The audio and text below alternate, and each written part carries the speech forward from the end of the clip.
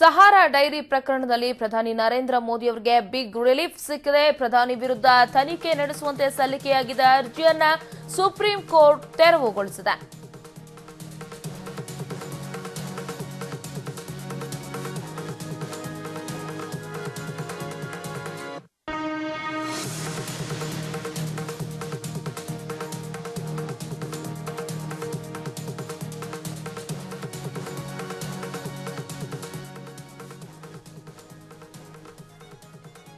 Sahara dairy ಪ್ರಕರಣದಲ್ಲಿ ಪ್ರಧಾನಿ ನರೇಂದ್ರ ಮೋದಿ ಅವರಿಗೆ ಬಿಗ್ ರಿಲೀಫ್ ಸಿಕ್ಕಿದೆ. ಪ್ರಧಾನಿ ವಿರುದ್ಧ ತನಿಖೆ ನಡೆಸುವಂತೆ ಸಲ್ಲಿಕೆಯಾಗಿದ್ದ ಅರ್ಜಿಯನ್ನ ಸುಪ್ರೀಂ ಕೋರ್ಟ್ ಸದ್ಯ ತೆರವುಗೊಳಿಸಿದೆ. ಬಲವಾದ ಸಾಕ್ಷ್ಯಾಧಾರಗಳಿಲ್ಲದ ಸಂವಿಧಾನಿಕ ಸಂಸ್ಥೆಗಳು ವಿಚಾರಣೆಯನ್ನ ನಡೆಸೋದು ಸಾಧ್ಯ ಇಲ್ಲ ಅಂತ ಕೋರ್ಟ್ ಅಭಿಪ್ರಾಯವನ್ನ ವ್ಯಕ್ತಪಡಿಸಿದೆ. ಈ ಬಗ್ಗೆ ಮತ್ತಷ್ಟು ಮಾಹಿತಿಯನ್ನ ನೀಡಲಿಕ್ಕೆ ನ್ಯೂಸ್ ಡೆಸ್ಕ್ ಇಂದ ದೂರವಾಣಿ ಸಂಪರ್ಕದಲ್ಲಿದ್ದಾರೆ ಪ್ರದೀಪ್ ಮಾಲ್ಗುಡಿ.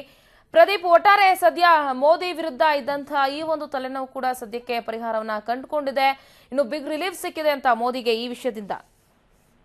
ಎಸ್ ಶಾಲಿನಿ, ಏನು ಅಂತ ಹೇಳಿದ್ರೆ 2013 ಅವಧಿಯಲ್ಲಿ ಇವತ್ತಿನ ಪ್ರಧಾನಿ ನರೇಂದ್ರ ಮೋದಿ ಅವರು ಅಂದು ಗುಜರಾತ್ ಸಿಎಂ ಆಗಿದ್ರು. ಆ ಅವಧಿಯಲ್ಲಿ ಸಹಾರಾ ಕಂಪನಿಯಿಂದ ಒಟ್ಟು 40 ಲಕ್ಷ ರೂಪಾಯಿಗಳ ಲಂಚವನ್ನ ಪಡೆದಿದ್ದಾರೆ ಅನ್ನುವಂತಹ ಗುರುತರವಾದ ಆಪಾದನೆ ಎದುರಾಗಿತ್ತು. ಇದನ್ನ ಎಐಸಿಸಿ ಉಪಾಧ್ಯಕ್ಷ ರಾಹುಲ್ ಗಾಂಧಿ, ಹಾಗೆ ಪ್ರಶಾಂತ್ ಭೂಷಣ್, ಹಿರಿಯ ವಕೀಲರಾದ ಪ್ರಶಾಂತ್ ಭೂಷಣ್ ಮತ್ತು ದೆಹಲಿಯ ಸಿಎಂ ಅರವಿಂದ್ ಕೇಜ್ರಿವಾಲ್ ಮಾಡಿದ್ರು.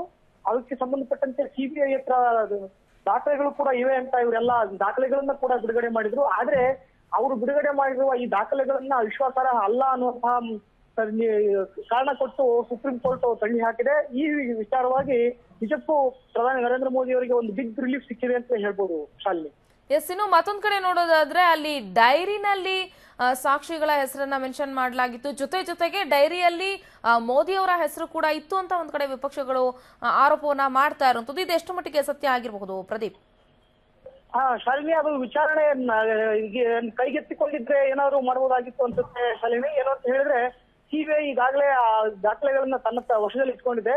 ಅದು 2013ರಲ್ಲಿ ವಶಪಡಿಸಿಕೊಂಡಂತ ದಾಖಲೆಗಳು. ಆದ್ರೆ ಇನ್ನೊಂದು ಮುಖ್ಯವಾದ ಅಂಶ ಅಂತ ಹೇಳಿದ್ರೆ, ಈಗಿನ ಪ್ರಧಾನಿ ನರೇಂದ್ರ ಮೋದಿ ಅವರು ಅಂದು ಏನ್ ಲಂಚ ಪಡೆದಿದ್ರು ಆ ಲಂಚ ಪಡೆದ ದಾಖಲೆಗಳು ಸಿಕ್ಕಿದ್ದು 2013 ಅವಧಿಯಲ್ಲಿ. ಆಗ ಯುಪಿಎ ಸರ್ಕಾರ ಅಧಿಕಾರದಲ್ಲಿತ್ತು.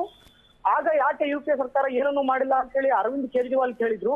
ಈ ಹಿನ್ನೆಲೆಯಲ್ಲಿ ಸಿಬಿಐ ಸೂಕ್ತ ತನಿಖೆನ ಬಹಳ ಹಿಂದೆ ಆರಂಭಿಸಬೇಕಾಗಿತ್ತು ಅಂತ ಅನಿಸ್ತಾ ಇದೆ Shalini. Yes, thank you Pradeep ನಿಮ್ಮೆಲ್ಲ ಡೀಟೇಲ್ಸ್ಗಾಗಿ.